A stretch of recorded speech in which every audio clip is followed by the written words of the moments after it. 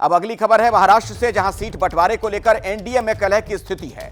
अजीत पवार का जो गुट है वो चाहता है कि कम से कम 50 सीटें उन्हें दी जाएं, लेकिन सीएम शिंदे इसके लिए तैयार नहीं। सूत्रों के मुताबिक अजीत पवार का गुट जिन सीटों की मांग कर रहा है उनमें से कुछ सीटें शिंदे गुट की हैं। अमित शाह जब मुंबई में थे तो अजीत पवार गुट के नेताओं ने उनसे 4 बार मुलाकात की। इस बैठक में देवेंद्र फडणवीस और बीजेपी के नेता थे, लेकिन सीएम शिंदे शामिल नहीं हुए। तो सीट बंटवारे को लेकर जो ये रसाकशी नजर आ रही है, उसी पर कुछ और अपडेट लेते हैं अपने सहयोगी गणेश ठाकुर से। गणेश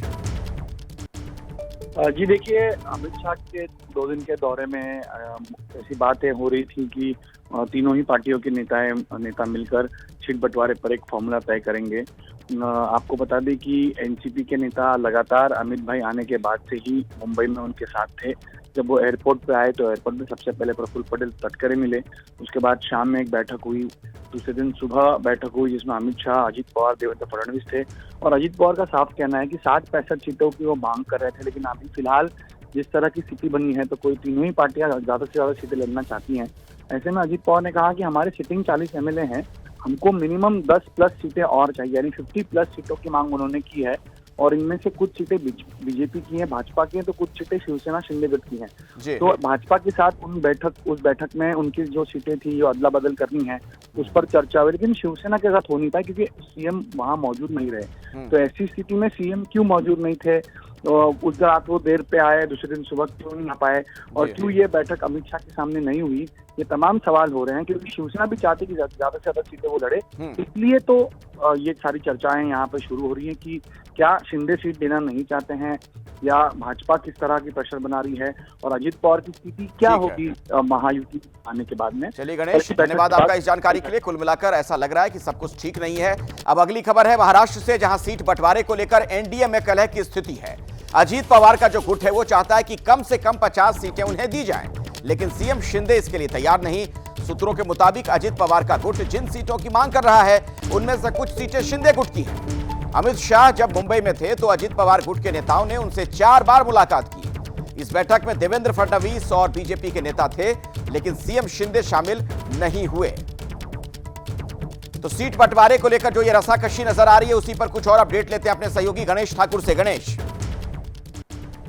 जी देखिए, अमित शाह के 2 दिन के दौरे में ऐसी बातें हो रही थी कि तीनों ही पार्टियों के नेता मिलकर सीट बंटवारे पर एक फॉर्मूला तय करेंगे। आपको बता दें कि एनसीपी के नेता लगातार अमित भाई आने के बाद से ही मुंबई में उनके साथ थे। जब वो एयरपोर्ट पे आए तो एयरपोर्ट में सबसे पहले प्रफुल्ल पटेल तटकरे मिले।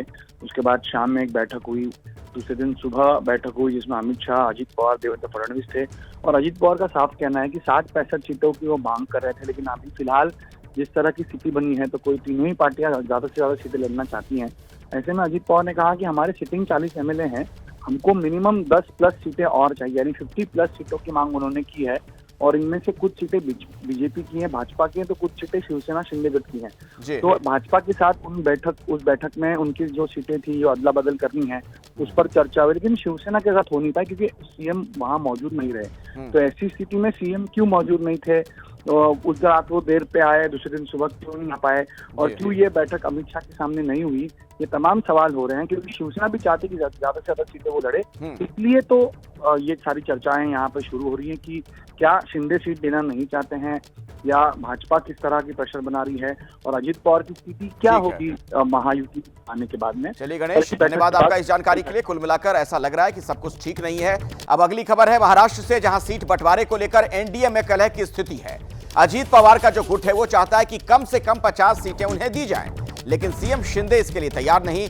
सूत्रों के मुताबिक अजीत पवार का गुट जिन सीटों की मांग कर रहा है उनमें से कुछ सीटें शिंदे गुट की हैं।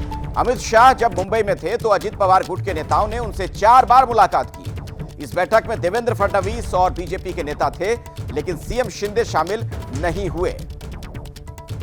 तो सीट बंटवारे को लेकर जो ये रसाकशी नजर आ रही है, उसी पर कुछ और अपडेट लेते हैं अपने सहयोगी गणेश ठाकुर से। गणेश जी देखिए, अमित शाह के 2 दिन के दौरे में ऐसी बातें हो रही थी कि तीनों ही पार्टियों के नेता मिलकर सीट बंटवारे पर एक फॉर्मूला तय करेंगे।